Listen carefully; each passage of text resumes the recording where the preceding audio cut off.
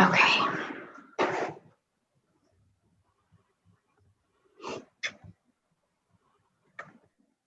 Okay, Chris, give me 1 second here before you turn this live. No problem. I just want to make sure.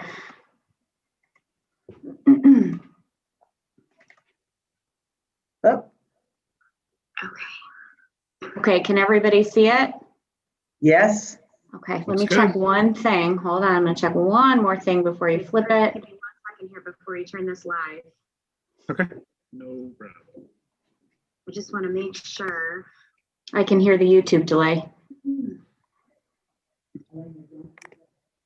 Okay. All right, everybody can still see the screen, right? Before I mute myself? Sisters, can you both see the screen, the PowerPoint? Yes. Okay. Oh, All right, we're gonna go live here. I'm just gonna I'll be listening and watching. Have fun. We'll wait till 6:30 though before we begin. Okay.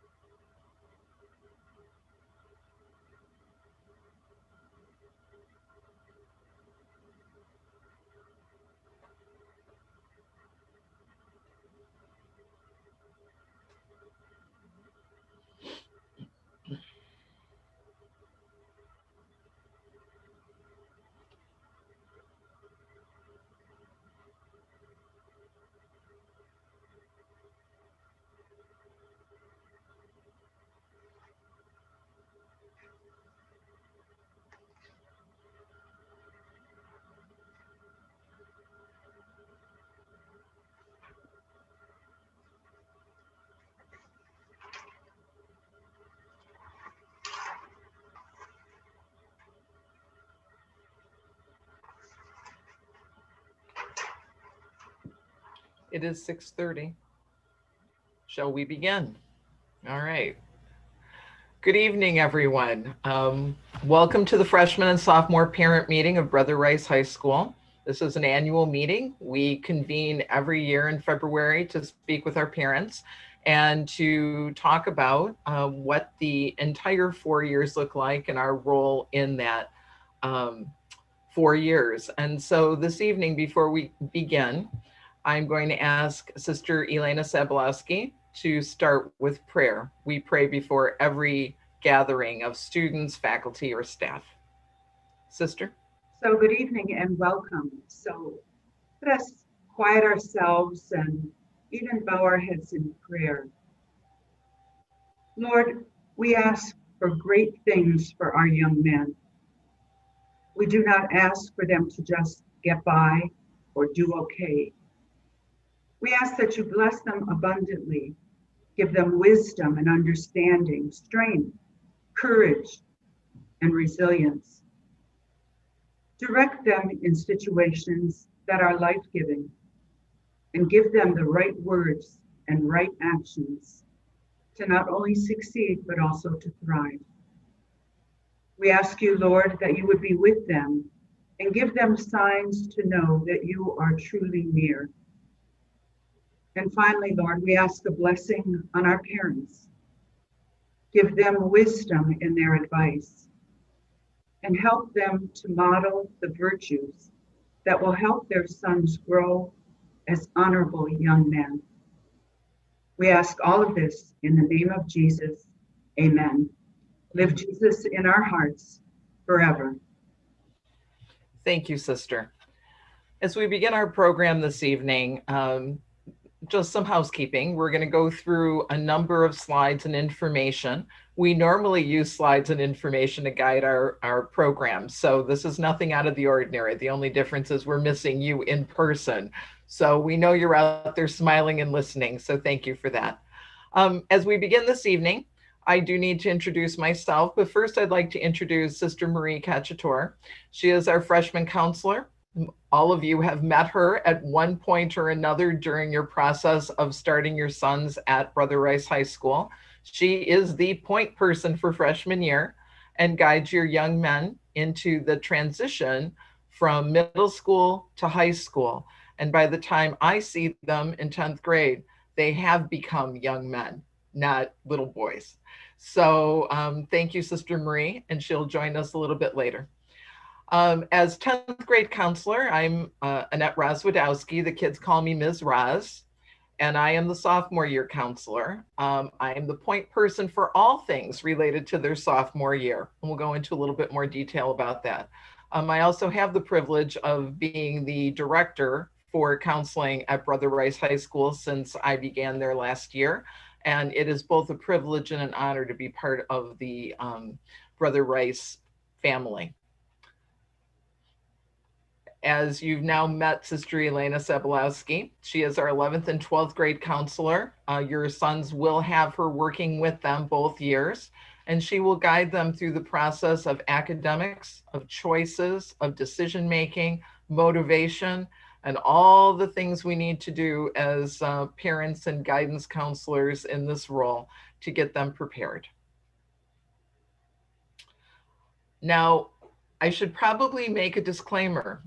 Sister Marie, myself, and Sister Elena are all counselors. We are school counselors. We carry different degrees and certifications, but we are the school counseling staff that works with your sons.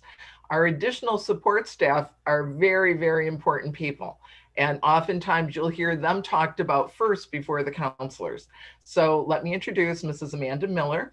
She is the director of college counseling. She is not a school counselor. She is the director of college counseling.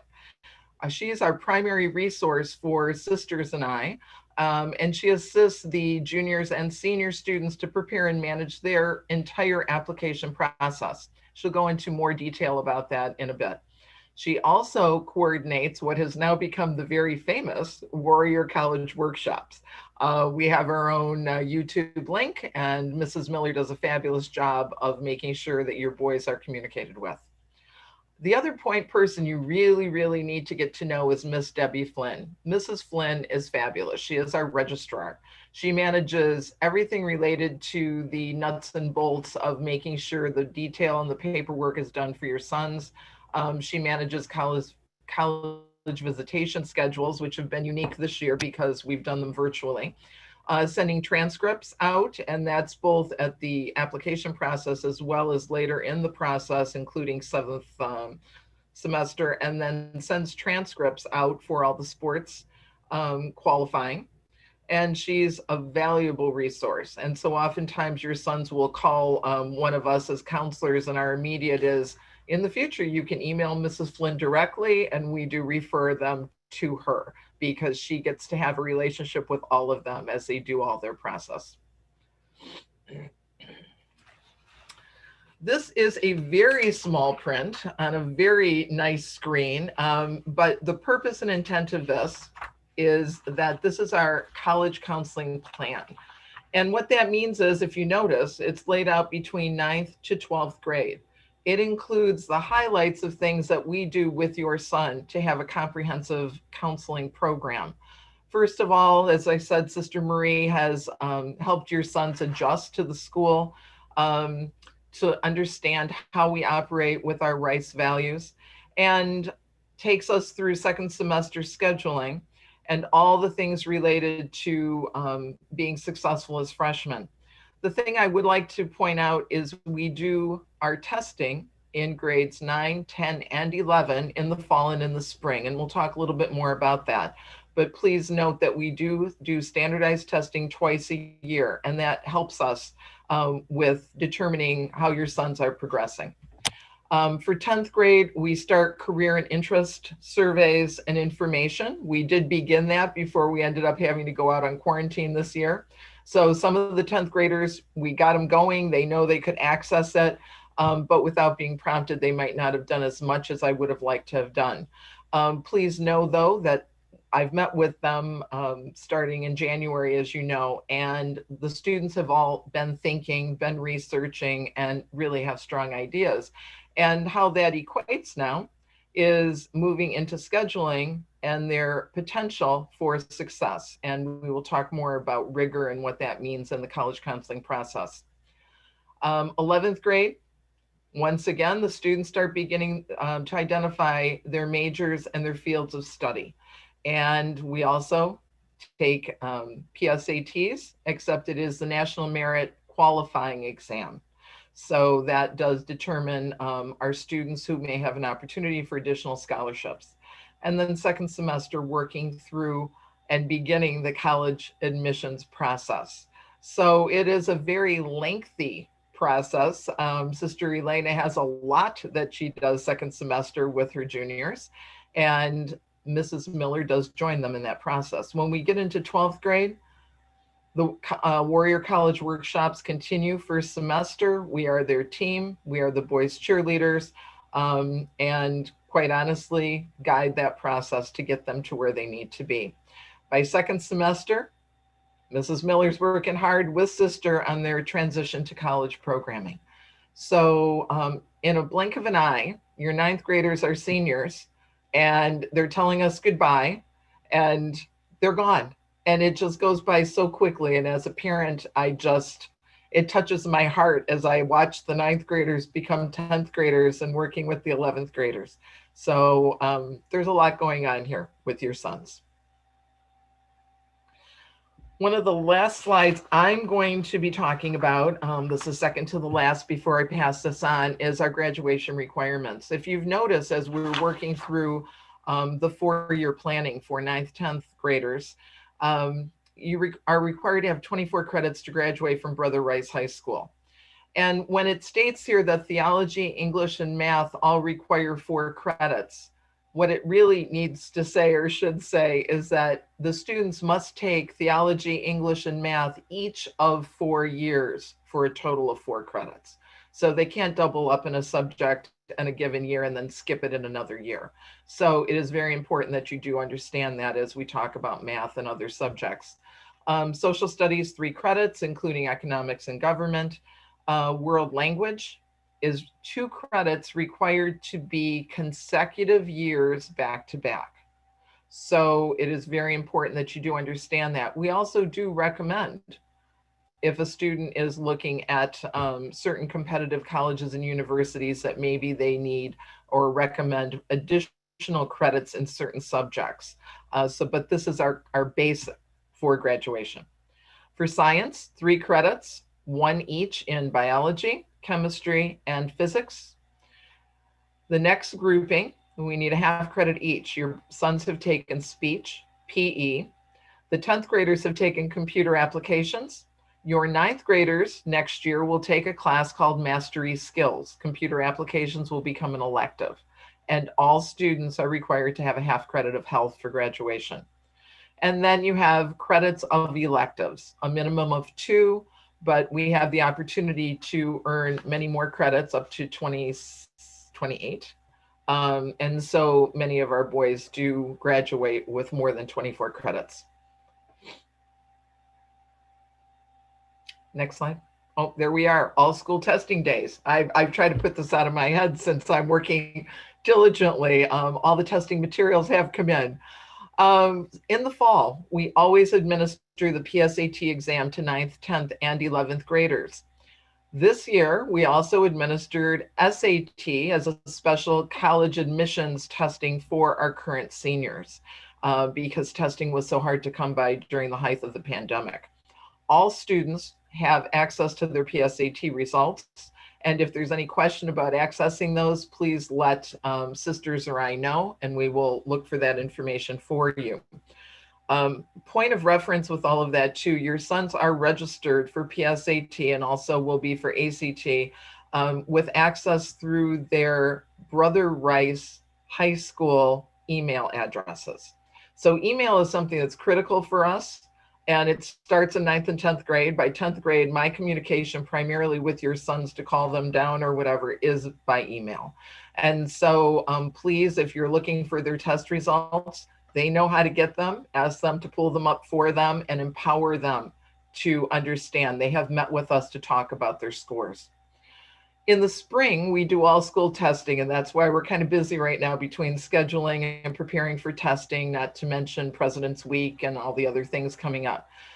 Tuesday, March 2nd is our spring all school testing day. In the spring, we test pre-ACT, and 11th graders sit for their college admissions ACT.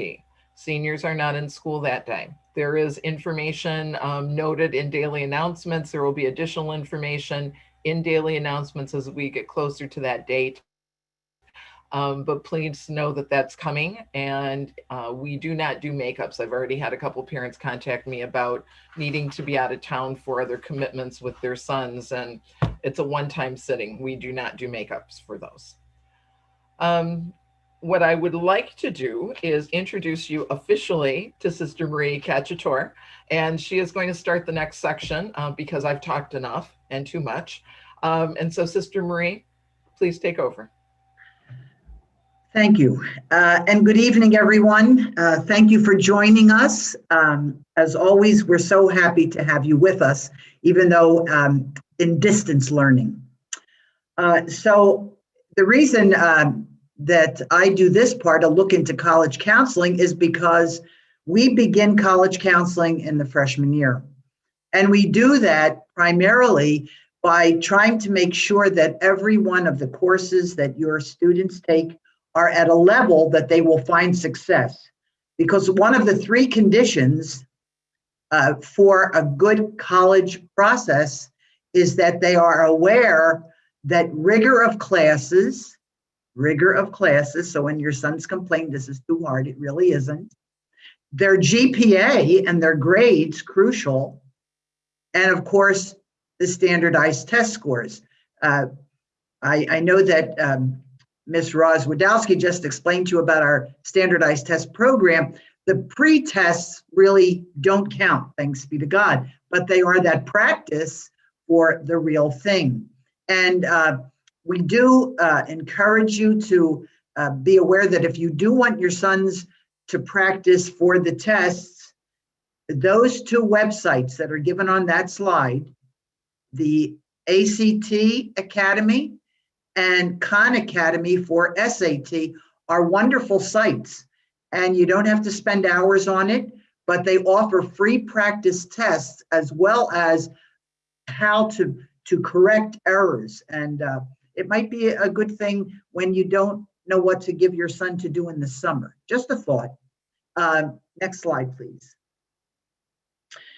Okay, I did this basically with you, if you remember, at the freshman parent orientation, but allow me to go over it again if you don't mind. First of all, in order to be successful, there are a few things that students have told us that they do.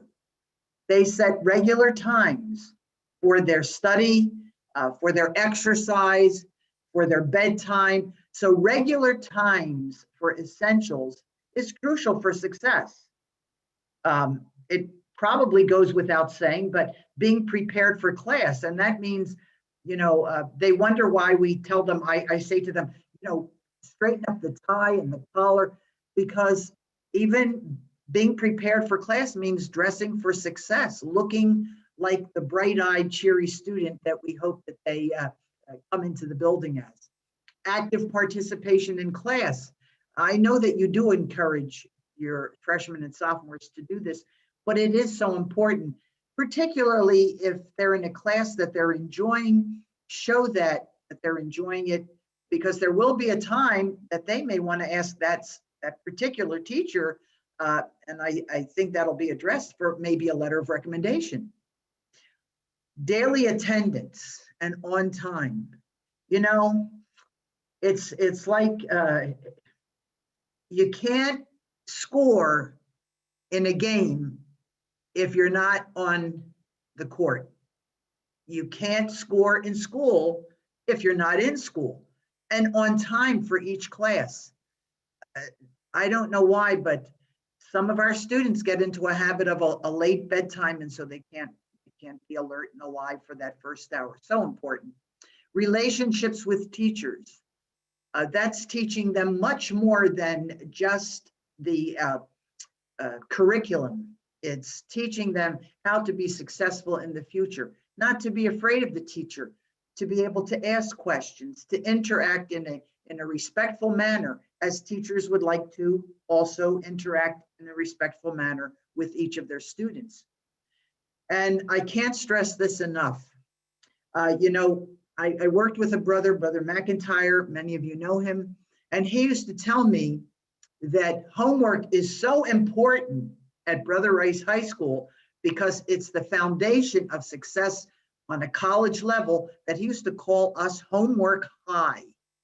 And so I realized that then we have to do every subject every night, even if it's for 10 minutes. You would be surprised what 10 minutes could do to a grade. And then technology. Yes, we've become an iPad school, and parents often wonder, how do we do it? Well, we do stress that Of course, it's wonderful to have an iPad. You can do so many things. But if we could use that as a tool for success in school, and if we could encourage our young men to do that, I know that you do, and we do appreciate it. Next slide, please. Freshman year. Transitioning to college prep, and that's a for real. The very fact that now we have these 7 core curriculum courses, the very fact that, believe it or not, in most cases, the cumulative GPA includes freshman year. I know some of you kind of don't believe that because maybe when you were in school that wasn't the case, but usually the cumulative GPA that colleges look at include all the freshman grades. Sometimes, some different schools, maybe not, but in general. So that theology grade, that English grade, every one of these grades is really very important because their first look, colleges' first look at us include theology, includes everything. So I can't tell you enough how important that every subject, every night, it doesn't have to be 40 hours at night. It doesn't have to be 4 hours, but 2 solid hours is not a lot if we're really doing that college prep work that you're investing in financially. So I'm going to hand it back to Ms. Roz now for sophomores. Thank you. Well, I am back, and that's a good thing. Sophomore year, our students, of course, take theology, English, and there's different levels of English, math, different levels of math, chemistry, world language. This may be the first year of world language for some students. It may be a second year, or for some students that have taken world language in middle school, it may be pursuing additional years, which is a very positive thing. Electives are required, or the required extra courses are health and mastery skills. And mastery skills will be a new class for this coming year. You've seen it on the 4-year plan. Primarily, it is skill building and strategies for test preparation. And so the skills that go into proper and best testing are the same that make for strong students. So it is a two-sided positive, we believe, for our students. And then lastly, the students actually have room on their schedule for an elective because they don't have to take a social studies their sophomore year. So that's kind of exciting, and it causes some consternation about what class am I going to take. So they've done a lot of exploration when we were doing scheduling. I am going to pass this off to Sister Elena Zabolowski, and she will talk about junior year. With the juniors, the ante seems to go up a little bit as now they begin to turn and focus a lot more on what's ahead of them in terms of really trying to prepare for their college process. I know this has all sounded very academic, but I do want to assure you that our counseling department is very, very much aware of mental health issues. And I think in the junior years where we begin to see a lot of fears, a lot of social relationships not going right, a lot of disappointments. And it's a very important year for that social emotional piece.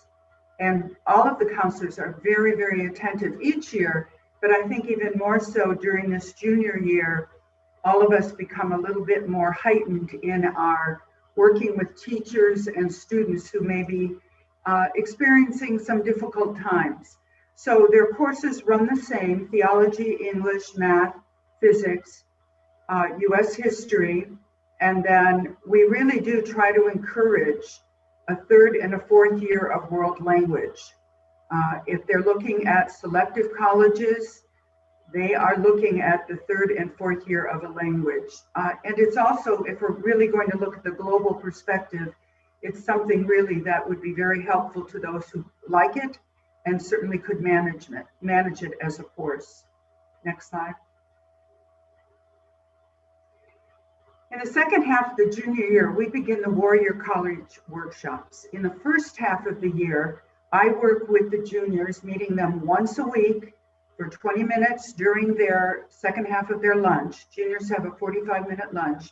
So I meet with them and we talk character issues, make some suggestions, give calendar updates, give them some vocabulary and foundational concepts for the college process.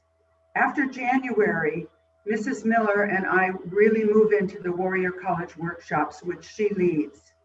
And the goal of that is to provide structured time. Every week we meet with them to really begin the process of the college search and the application. Our purpose is to help them to be successful, realistic, and to really create a well-managed college process. The key principle in these workshops is really personal advocacy. It's their process. We help them navigate it, and we really help to build their personal responsibility for their college process. We help them look at factors that will help them to make a good decision about college. 50% of all college freshmen have no idea what they're going to do. But we try to help our juniors to begin to think and focus on their future. Is it going to be a big school or a small school where they would be interested? A school that's in the city, one that's out in the suburb? Is it a school in-state or out of state? What is their career leaning? All of these kinds of things are important to what we do in the Warrior College workshop. We focus on research. Many of them say, well, I want to go to Kalamazoo, or I want to go to Wake Forest. And when you ask them, well, what program are you leaning toward? Well, I want to be an architect. Well, Kalamazoo and Wake Forest don't have architectural programs. So this is the kind of thing we try to help them to be realistic and to really do a lot of research. Some colleges have direct admits, some have a 4+1 program for a master's degree. These are all things that we help promote them to begin their research. A big challenge for them at this time is to meet deadlines. Colleges set deadlines and they expect them to be met. So junior year, we really focus on no excuses, no whining, meet the deadline, get the business done. They're also asked to check their emails every day because colleges will not write to us. Colleges will email them directly. So there's a lot of personal responsibility, personal advocacy that comes into the junior year. The next slide. One of the tools that we use a great deal is called Naviance. Some of you may have heard of it. It's an internal communication tool that helps us to work with our students to center and provide the information they will need for their colleges. It provides space for listing their activities and involvements. And even at the freshman level, they will start building their resume online through Naviance. And then each year it's updated, it's refined, so that by the time they're juniors, they have a strong resume that they can share with teachers or coaches or other people if they're applying for a job, whatever it is. So that Naviance becomes an important tool. We have also been using SCORE, which is another search tool that encourages college searches, personal inventories, and in the sophomore year, they're going to work a little bit more with SCORE on career inventories and different programs like that. Next slide. This slide may be quite a surprise for you, so take a minute to really take a look at it. We put this chart together for you for a kind of reality check. Some of you may see your alma mater on the list.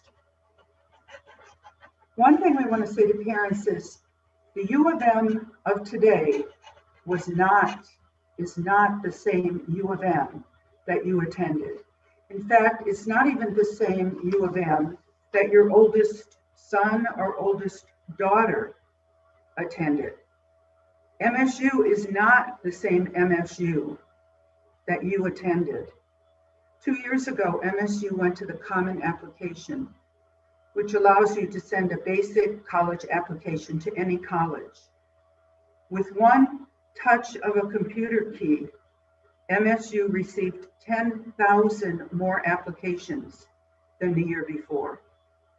It's not the same as it was when you were there.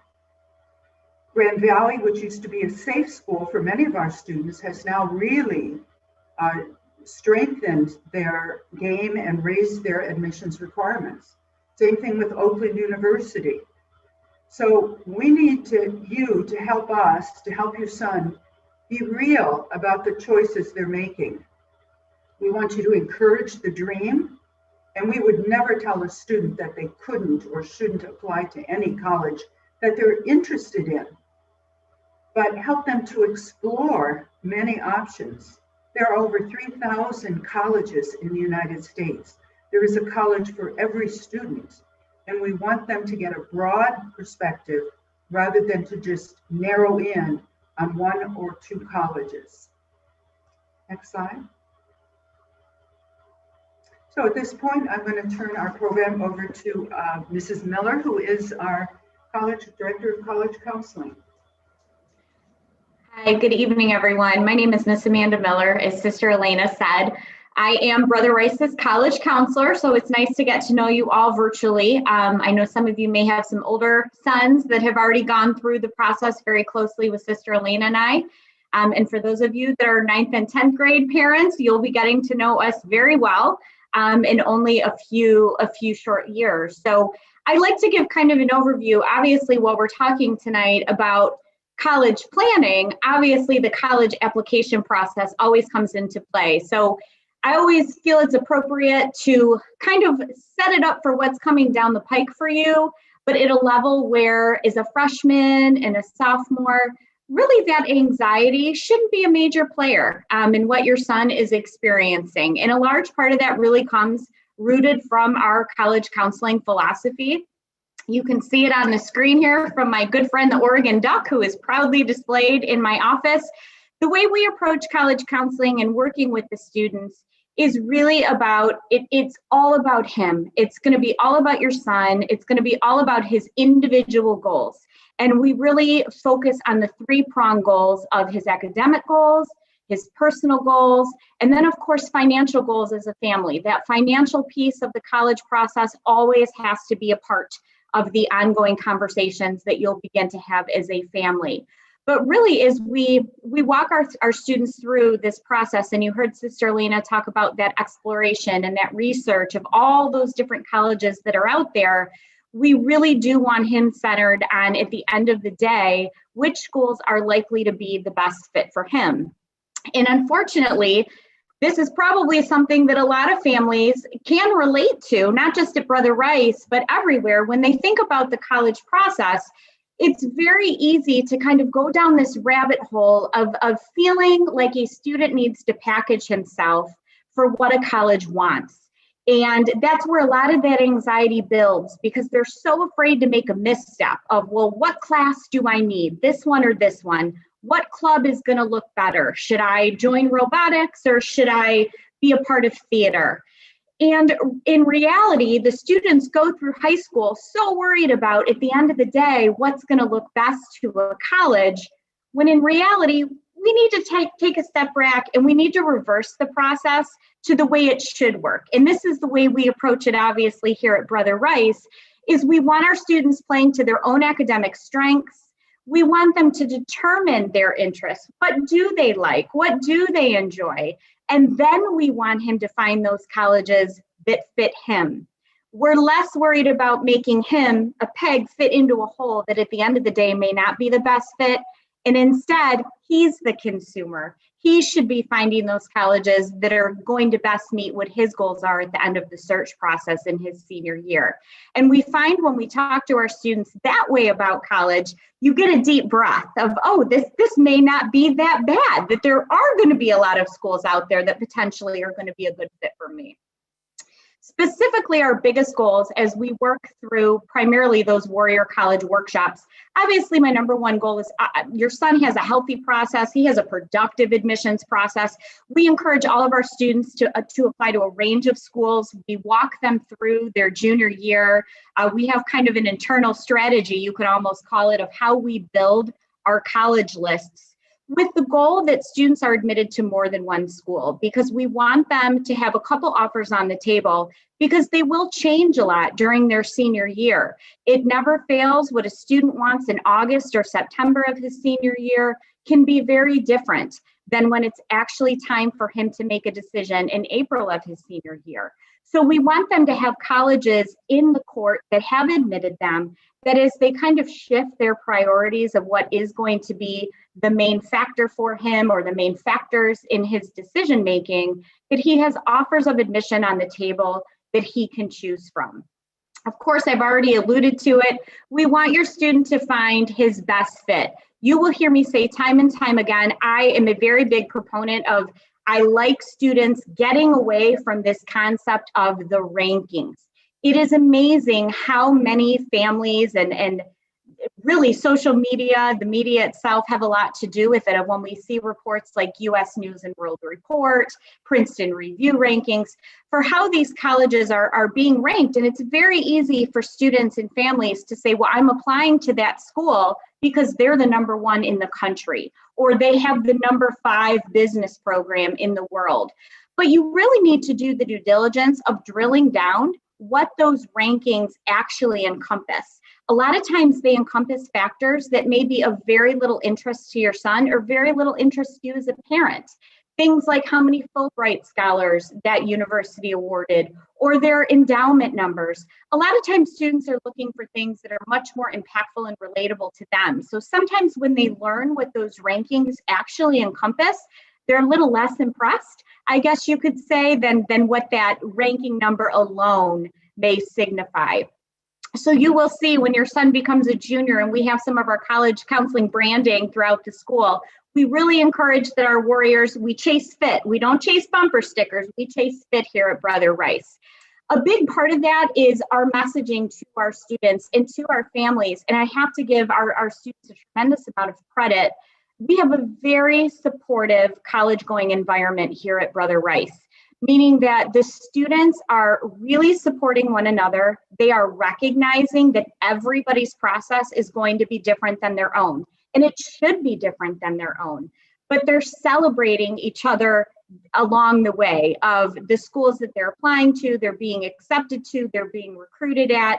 Our students are very good of staying kind of in their own lane, is the phrase we use of when it, head to the ground of their own process, but being really supportive of one another. And I can tell you, I've worked in a number of admissions offices, I've worked in a number of high schools doing this sort of role, whether it be as a college counselor or as a consultant. You don't see that everywhere. So we really try to foster that. You'll hear that messaging as we work with your students more as they move into the second half of their junior year. And again, I have to give our kids here a lot of credit because they really are, you heard Ms. Roz say, we're the cheerleaders for the students in a lot of capacity as they go through the college process. But the students are really big cheerleaders of each other. And that's really something that we should all be very proud of. And then lastly, obviously we burst that bubble that a college's name in any way, shape, or form somehow relates to your potential at the end of the day. I wanted to spend a little bit of time tonight just taking a candid look at kind of how the college admissions process works. I think it's a blessing and a curse that we live in a very college-going, dense populated area of Oakland, Wayne, Macomb, and Washtenaw counties, where college admissions, schools, that's in the forefront of a lot of conversations. And I feel for you parents, because I think a lot of times you catch the brunt of it in the more stressful conversations than the students are actually a part of. So we wanted to take some time tonight just to kind of give you an overview of some accurate information that you can keep in the back of your mind as you heard Sister Marie talk about that freshman year, those goals, and Ms. Roz talk about sophomore years, they're planning for that junior year, of how it all, a couple years from now, will all kind of come together. when your son is actually being admitted by the various admissions offices at the colleges that he decides to apply to. I think it's often helpful to break down what college admission is not and instead what it actually is. And we do a lot of myth busting here with the students.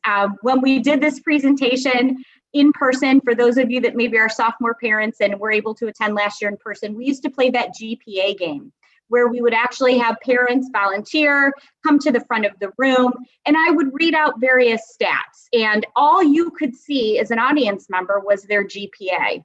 And you would see, based on those other factors, sometimes that GPA moved to the top of the line, they moved to the end of the line, and it's because all of those other qualifiers and those considerations that are a part of the process.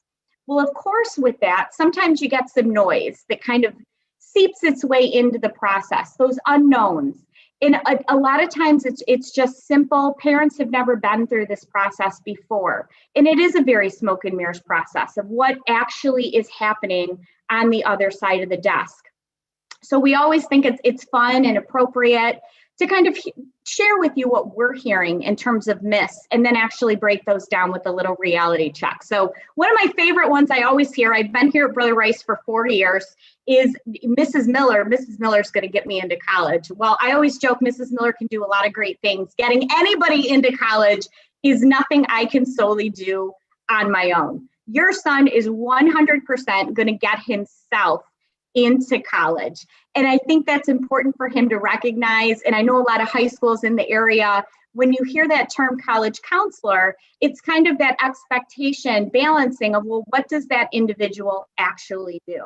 Well, my role here is, again, bringing that experience that I have from my decade of college admissions work, particularly selective college admissions work, and sharing those tips, that advice, that guidance with our students as they actually go all in on working on their college applications, breaking down things like how to write a great essay that stands out, how to really detail that activity section list so you're doing yourself the favor of showing your colleges all the wonderful things you've been doing since you were a freshman here at Brother Rice. I think sometimes that role of the college counselor does get a little bit misunderstood of, well, can't you just call the colleges and tell him what a great student he is? Well, yes and no. Obviously, I have a lot of wonderful, great relationships with our college representatives, but part of the reason we have those great relationships is because we approach our representatives at the various admissions offices appropriately. We are able to call them. We are able to get feedback on our applicants pool. This year with COVID, obviously test optional is a big theme in college admissions for this year's seniors, where for the first time ever, nearly every college in the country has allowed the senior class to apply without needing to have an ACT or an SAT score. So obviously part of what I'm doing now and how I'm using those relationships with the colleges is to get some feedback. How is test optional looking for you? Are you anticipating this is something you could be looking at a year from now or 2 years from now? So those relationships are really for me to identify trends, get feedback on our applicants. Are there areas where our applicants really stood out in a positive way? Were there ways that you wish you had seen more from our applicants to help you make a positive admissions decision? So me being able to call on them for trends to best advise our kids and best advise our families is really what the role of a college counselor is. Our son must attend a top college. So this one we've kind of already alluded to a little bit tonight. The reality is the concept of a top college really is all perception. It is totally subjective and it ranges greatly based on who you are talking to and what their idea of a top college may be. I hope by the end of the senior year, that idea of a top college is really, again, those schools that are going to best meet your son's individual needs. Now, if you are a family that knows that you are interested in rankings, and certainly there are families that are going to be interested in those rankings, I do understand that.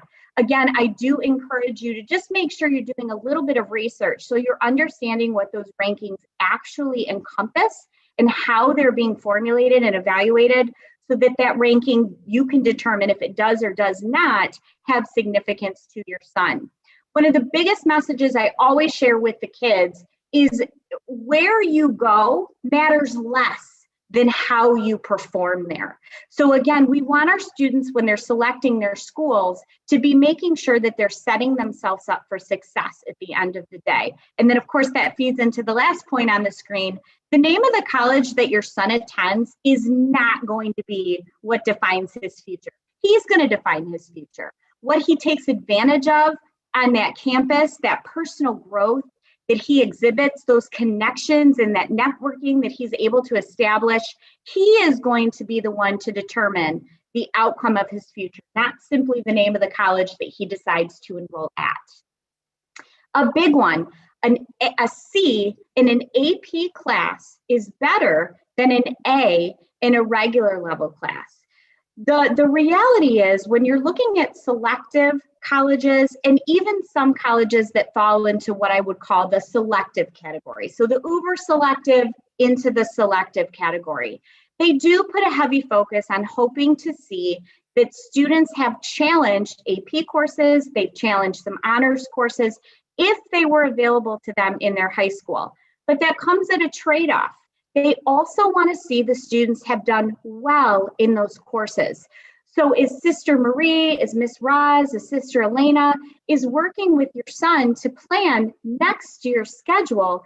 This is a big part of the conversation that they're having, that absolutely that rigor aspect, that challenging what was available to you is likely to be important in everybody's college process at some capacity.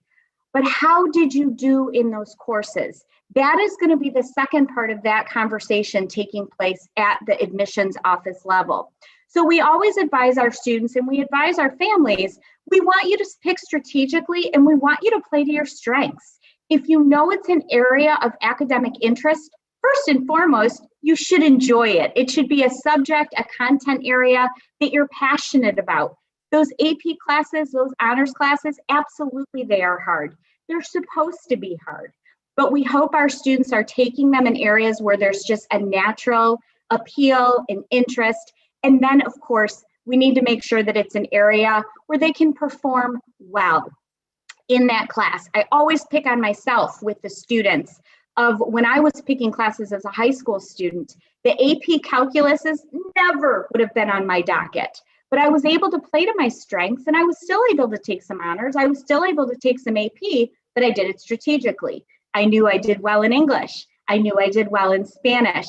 So that's the same kind of conversations that all of the counselors are currently having this week in those scheduling conversations with your sons. This is a big one. The University of Michigan and Michigan State have a quota of how many students they will accept from Brother Rice. And I don't know who thinks of these things. I used to work for admissions many years ago at the University of Michigan, and this was around even back when I was still working in admissions. The truth is the University of Michigan and Michigan State are going to admit as many competitive high schools as they choose to from any individual high school that they have students applying to them from. So that's where as a parent, you can take a deep breath. They will admit those students that they feel are going to be the best fit, the most successful on their campus. And there is no sort of a cutoff of they can only take X amount of students each year from every high school. This is a myth I love to squash in case you can't tell. And this bottom point I like to draw attention to as well, it's not easier to be admitted from one high school than another high school, nor is any one admissions counselor at any college easier than another. So living here in Oakland County, we obviously have some very large high schools in our area. We have a lot of students applying to the University of Michigan. Oakland County is a very dense application volume for University of Michigan, Michigan State.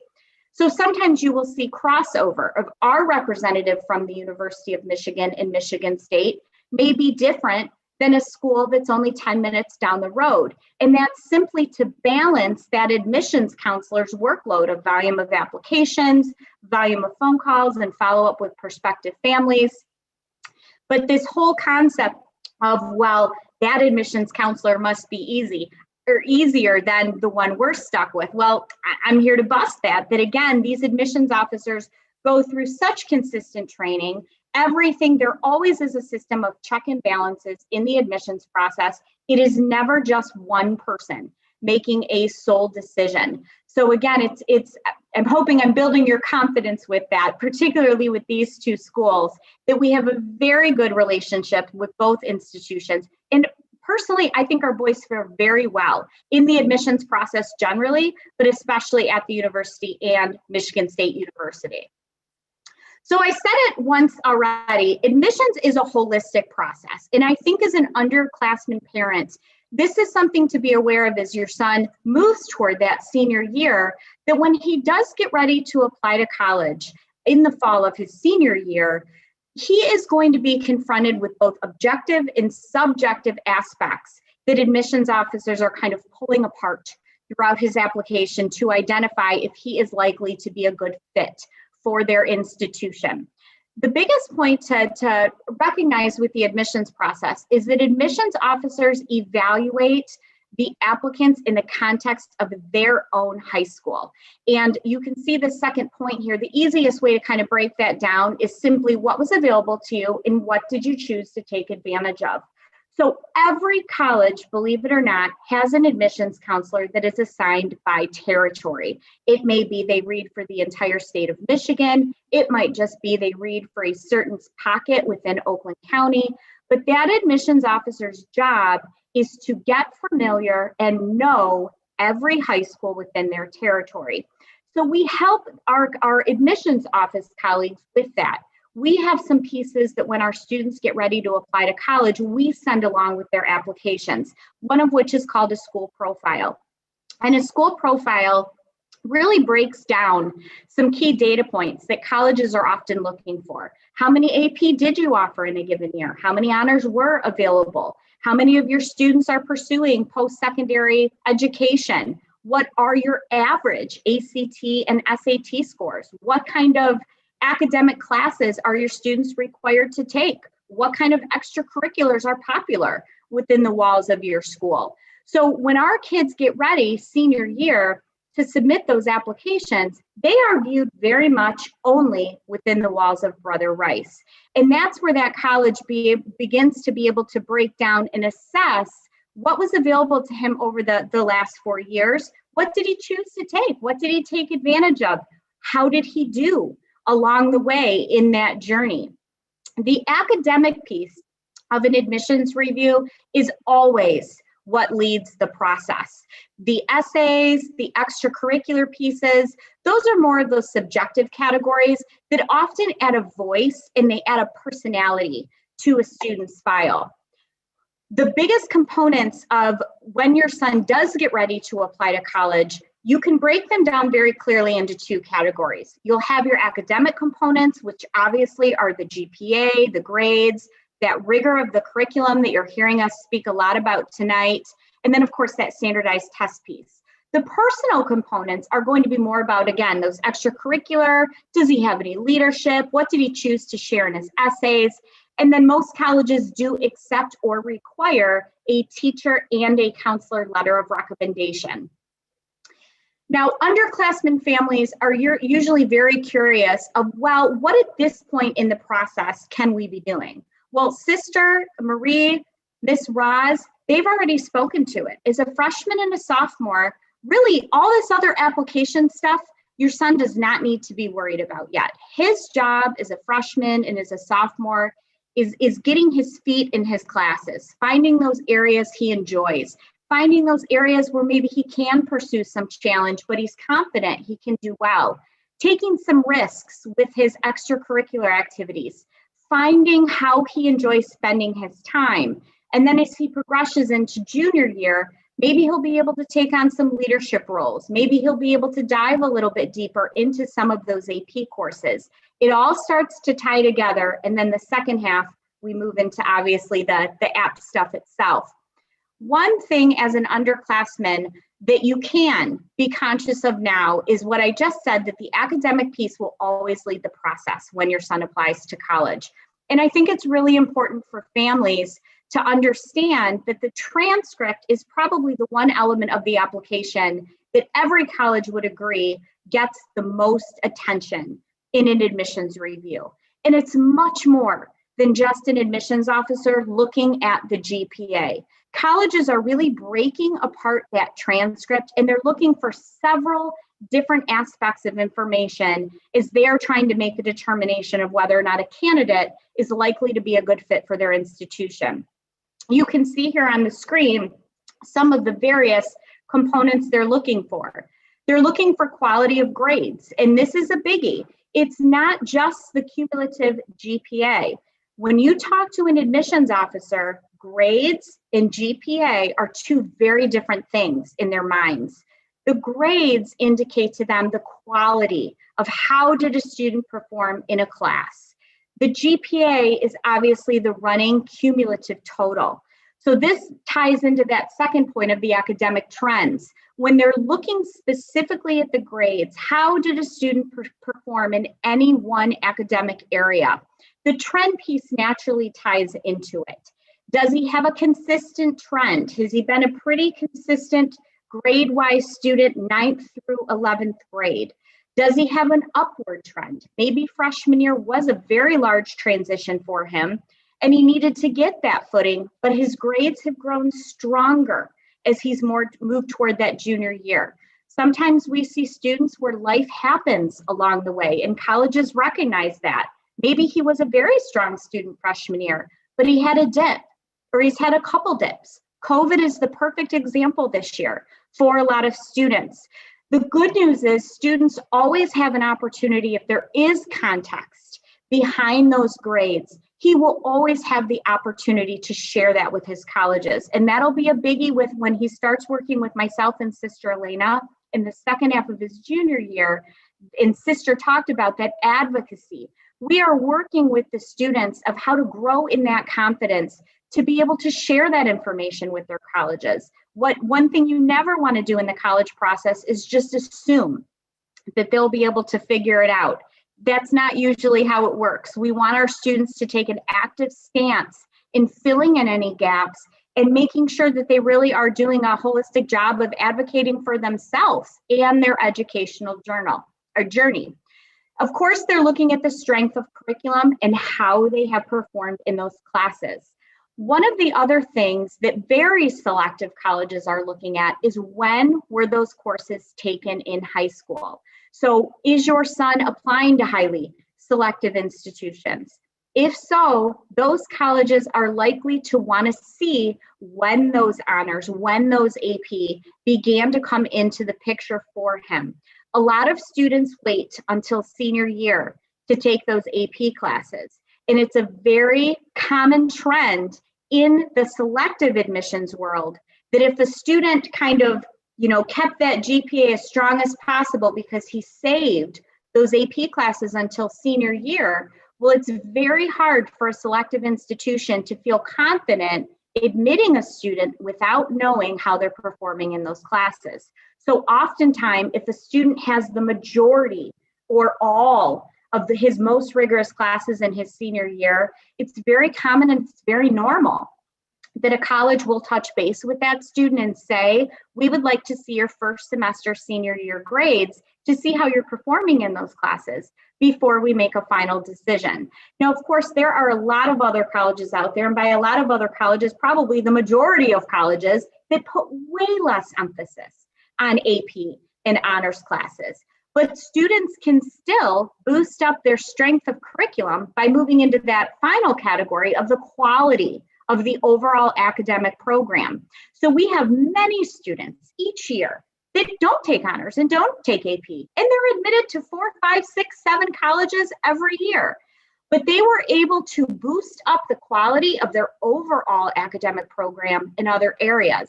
So believe it or not, colleges actually count how many core academic classes you have each year. They're looking to see if the schedule is well-rounded. And Ms. Roz alluded to this when she talked about we really do encourage our students take 3 years of a world language, 4 years of a world language, 4 years of a science. This is a way where a student, even if he is not interested in pursuing AP or honors level courses, he can still boost the overall core academic schedule he presents to his colleges simply by having 4 years of all the core academic subjects. Colleges love nothing more than a robust senior year schedule with all of the academic areas covered. You will see a note here at the bottom that it is really important as you start to talk to your son about college. And I know some are more eager than others researching and getting on the college websites. It really is important to understand that some colleges do a recalculation of the GPA. So again, this is why when we talk with your students and we talk with you as a family, GPA and grades in an admissions officer's mind are two very different things. And this is part of the reason why, is some colleges do have their own internal algorithm of how they will recalculate a GPA. And some of them do it very different. Some will factor in pluses and minuses. Some will do it entirely on a straight scale. Some will look at core academic classes only. So for those of you that are sophomore parents and you know your son is transitioning into the junior year, and Sister Elena and I will be getting our hands on him sooner than later and talking about this all in more depth, you are going to start this process of researching the colleges and looking for ranges. And one of the most important questions you can be equipped with as a parent and a prospective college applicant is, how are you going to evaluate my GPA? Because sometimes you can see a very drastic difference of what we have on our Brother Rice transcript and what will actually translate into that admissions office.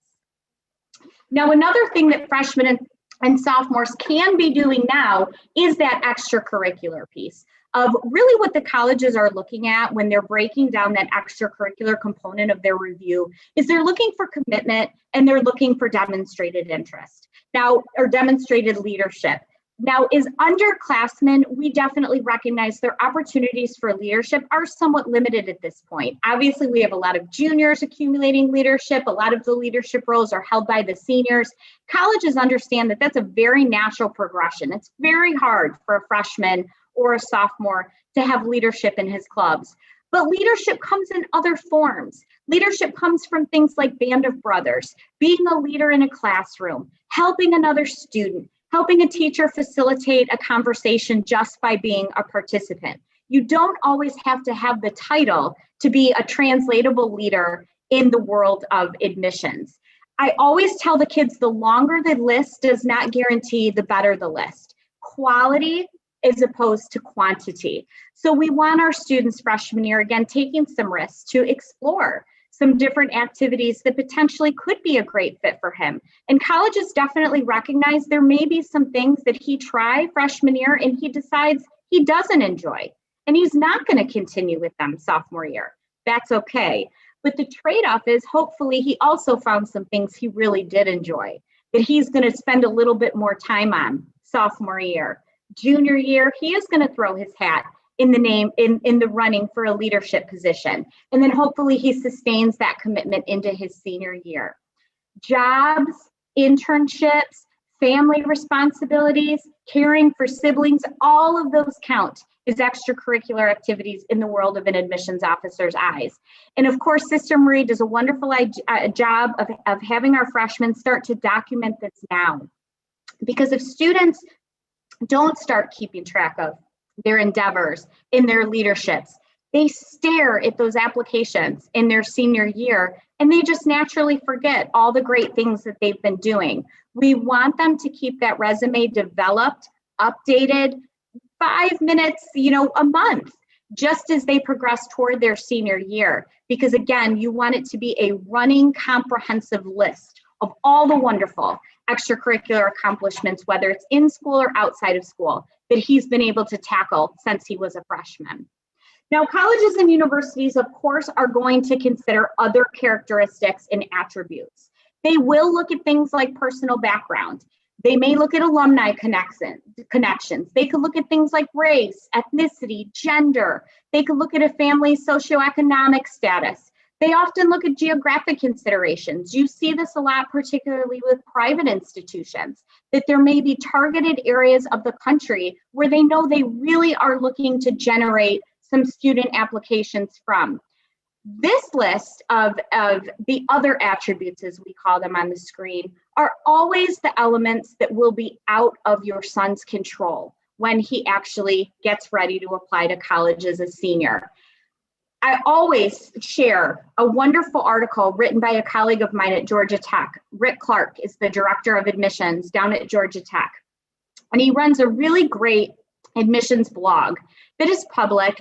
And sometimes he just has some articles that just are so spot on and so translatable to families going through this process. And a couple years ago, he wrote a wonderful one called, it was all about admissions and that it was never meant to be fair.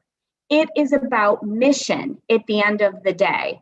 So you can see this last quote here of him, stating they know that admissions processes at schools that are denying 2 to 3 times, sometimes 10 more times the students that they admit. It's not about fairness, it's about mission. And the mission of an institution comes in from this slide right here. And this is usually what makes the family scratch their head of, well, why this student and not that student? There was a priority, or usually several priorities, on the docket that year at that institution that college was targeting with their applicants. We on the outside are never going to know what those priorities will be at every institution in a given year. All we can do is control what we can control. We can control our grades, we can control our classes, we can control how we conduct ourselves in class, we can control what we're involved in. So that's really how we condition our students here, is we control what we can control, and we're not going to sweat the elements that we have no control over at the end of the day. But this is a wonderful article that he had written, and I know it's in such a small snapshot here. If anyone would like the full blog post, I'm happy to share it. But this is something really as a family going into this new world of college admissions to always keep in the back of your mind that it's very easy for us when we talk about college admissions to assume it is done in a comparative sense. But in reality, admissions was never meant to be done in a comparative sense of this kid versus this kid. It's about in a given year, this is what's important to our institution. This is our mission. These are our values. This is our goal. And this is the student we feel best meets that. And again, it's usually those factors that are totally out of a family's control of when they actually do get ready to apply to college. One thing I always stress is this process is only as stressful as you allow it to be, truly.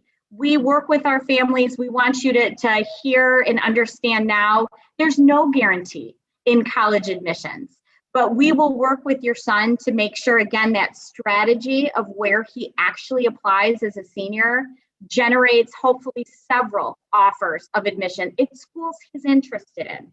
We want you to have trust in the process. I have been a part of the college admissions world for too many years now.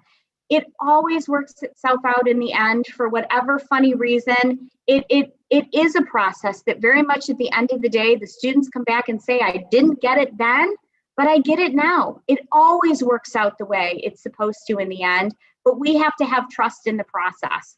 It is a nerve-wracking process because it's an application that's being sent to a committee of people that your son will probably never get to personally interact with, but they are good people on the other side of the desk working in these admissions offices, and they are doing their very best job to make some really, really difficult decisions of who they decide to admit in a given year.